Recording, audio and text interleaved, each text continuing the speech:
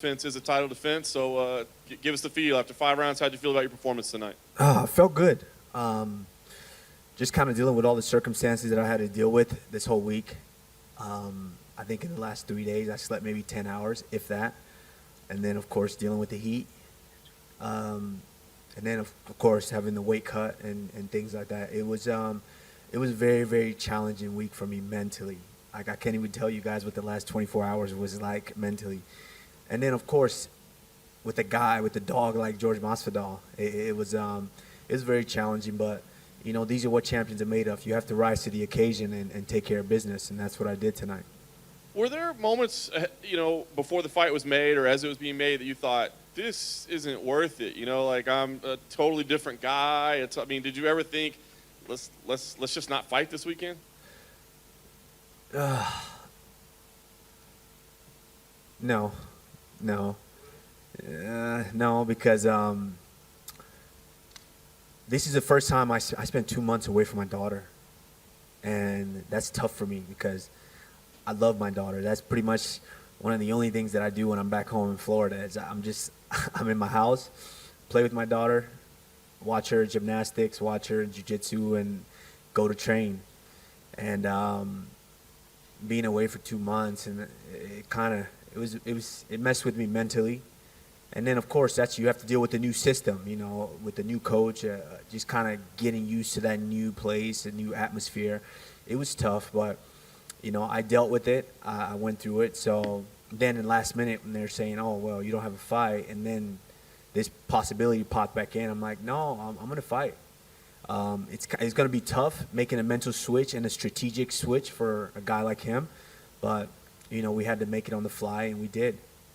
As you said, he's a dangerous guy at all times. I think it was clear that he was starting to tire a little bit. But was there a moment where you thought, oh, I'm in control of this fight, I've got this? Or were you always a little concerned that I got to be careful I don't get caught? You always have to be a little concerned, especially with a guy like him. Like he's a real dog. All props to him, much respect.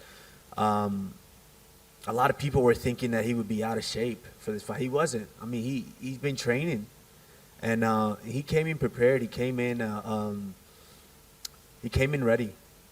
Of course, I would like a lot more time to really strategically prepare for a guy like him, to really pick him apart better than I did tonight. But I had to do what I do best, and that's dominate a guy from start to finish.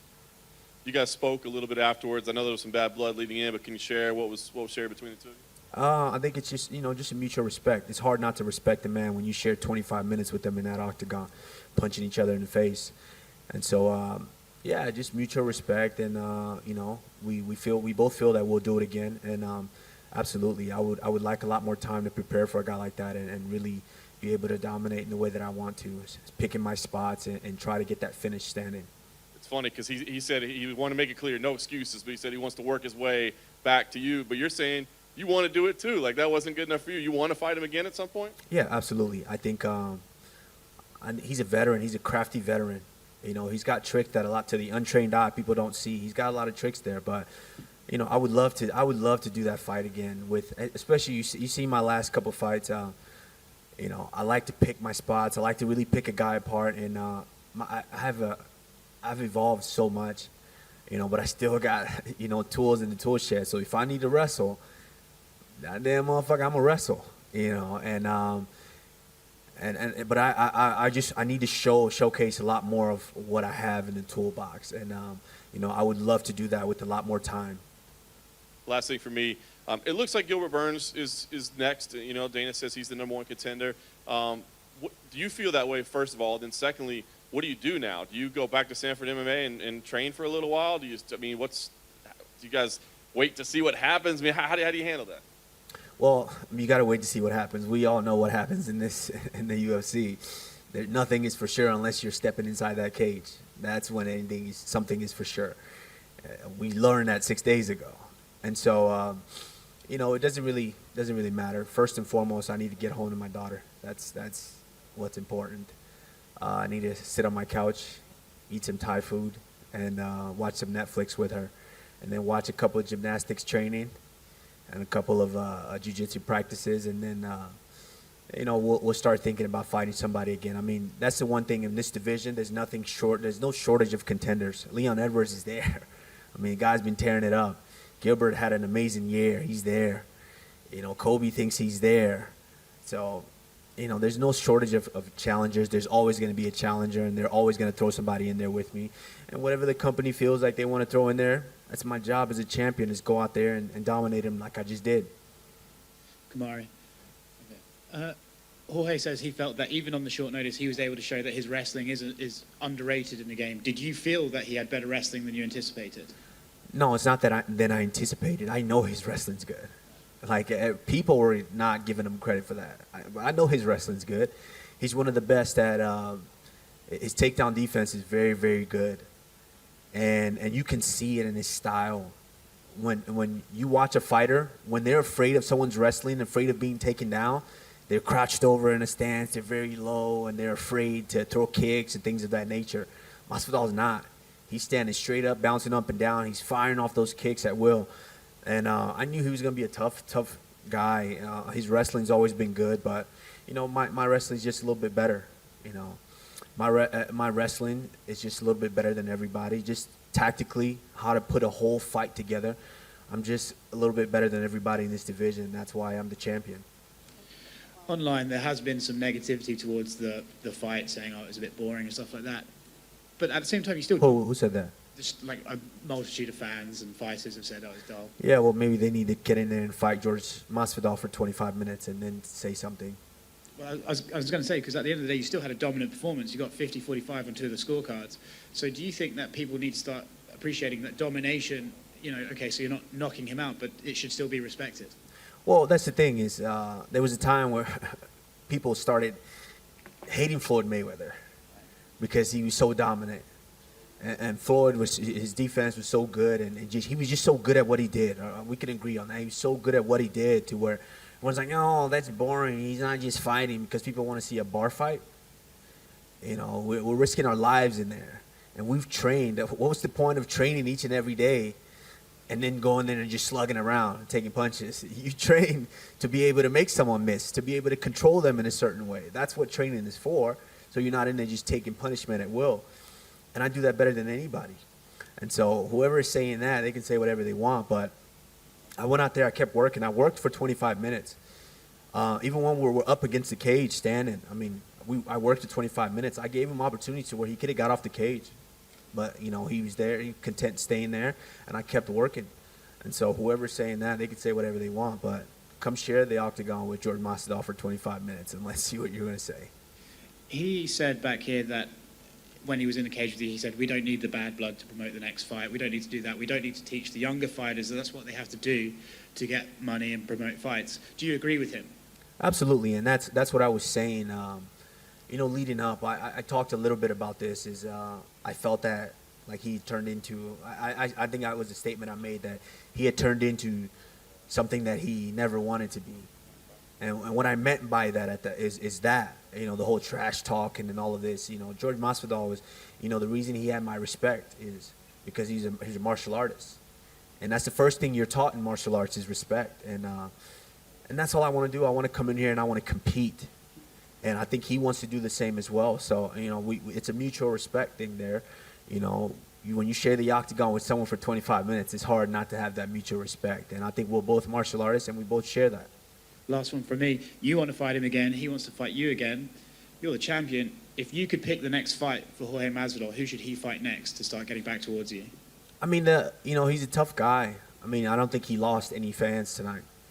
I think it just showed that he's still, a little bit behind in just what it takes as far as me to being able to dominate a fight. But, he's still very, very dangerous. He can fight anybody. He can fight. Of course, I think a lot of people want to see him fight the guy that I fought last, Kobe. I think a lot of people would be interested in watching that match. I know I would. And so it doesn't matter. I sit at the top, and whoever they throw at me, I'll go out there and defend against. But, he has options. You fought both of them. Who wins that fight, Kobe or Masvidal? See, that's a tricky thing. Styles make fights. They know each other. They train with one another. I'm interested to see that fight. Sharing the octagon with both men, I know they're both tough in different ways, and I think Masvidal has evolved a little bit, and that's one thing that I didn't think I gave him credit for, is how much he's evolved and how much he's changed. And I think that's an intriguing fight. Honestly, I can't pick a winner. Congratulations on getting that shmoney, champ. Thank you. The other day you talked about getting that win today. As you predicted, you would tie GSP for that record. He's universally looked at as the greatest welterweight of all time to a lot of people. What's it going to take for you to be known as the greatest welterweight of all time? I mean, just continue to do what I've been doing, and that's dominating opponents and winning, and that's how George got there.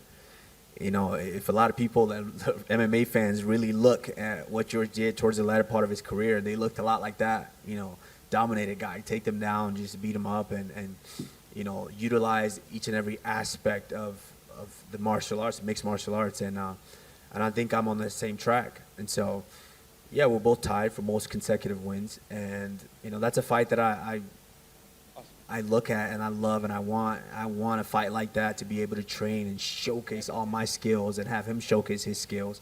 I think that's a crazy fight. It's a huge fight, and I think a lot of people would want to see it. There was a lot of bad blood leading up to this with Jorge Masvidal. Beginning of the year, leading up to the Super Bowl, you guys had the incident and everything like that. Obviously, no bout agreements were signed, but in your heart, you always kind of knew that you were facing this guy. So how much training did you actually have preparing for him as your opponent before you knew it would be Gilbert Burns?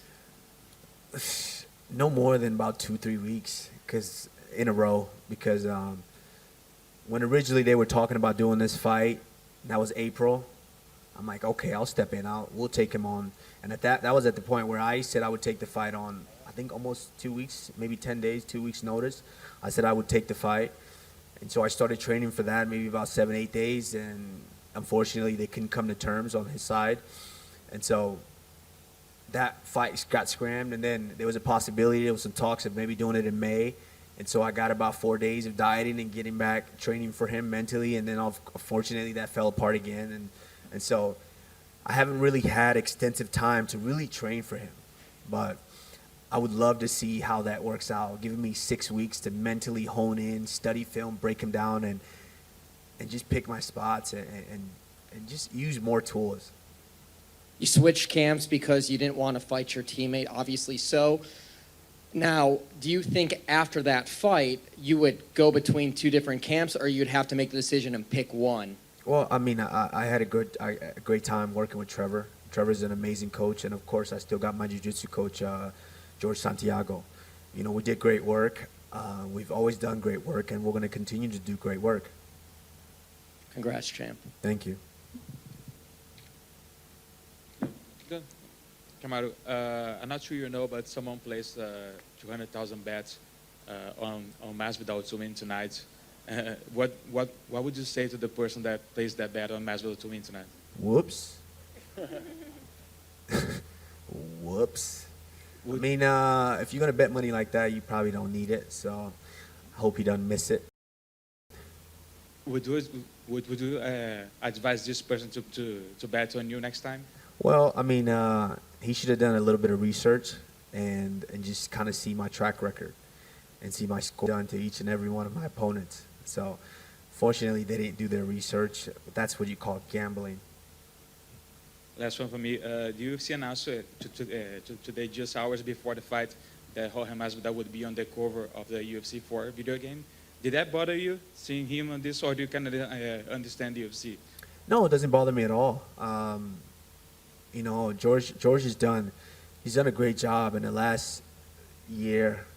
He had an amazing 2019. He did some good things, picked some good fights, and some great things happened in those fights, as we know. And so, you know, he earned it. Nothing against that. Everybody has their season. Everybody has their thing. When I continue to go out there and do my job, at some point they're gonna realize, like, man, you know, this guy's the real deal. There's no opponent you can throw in front of him that he can't get through. So, you know, it is what it is. I wasn't bothered by it at all. I think he did a great job, well deserved for him. And of course, Izzy was on there as well, you know. Hi.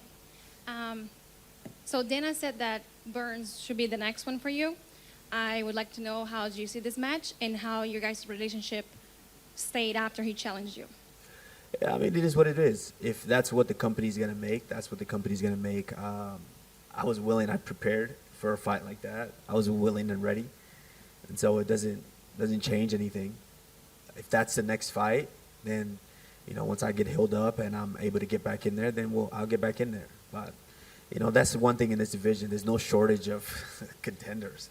There's dogs all sitting outside wanting what I have. So I have to just continue to train, get better, and go out there and take them all out one at a time.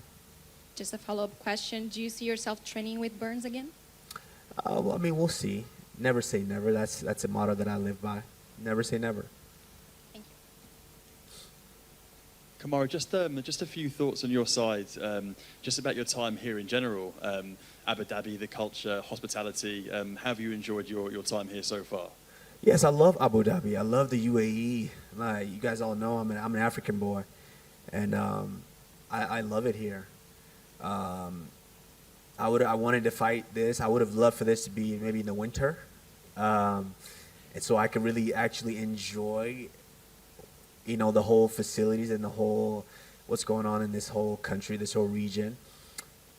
And of course, this pandemic, it crushed a lot of different things. I mean, look at everyone. Look at the space between everyone in here. That kind of takes away from everything, and it took away from it tonight.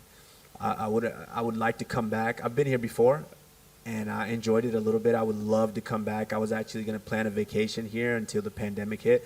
I would love to come back and really enjoy the whole UAE. That's it.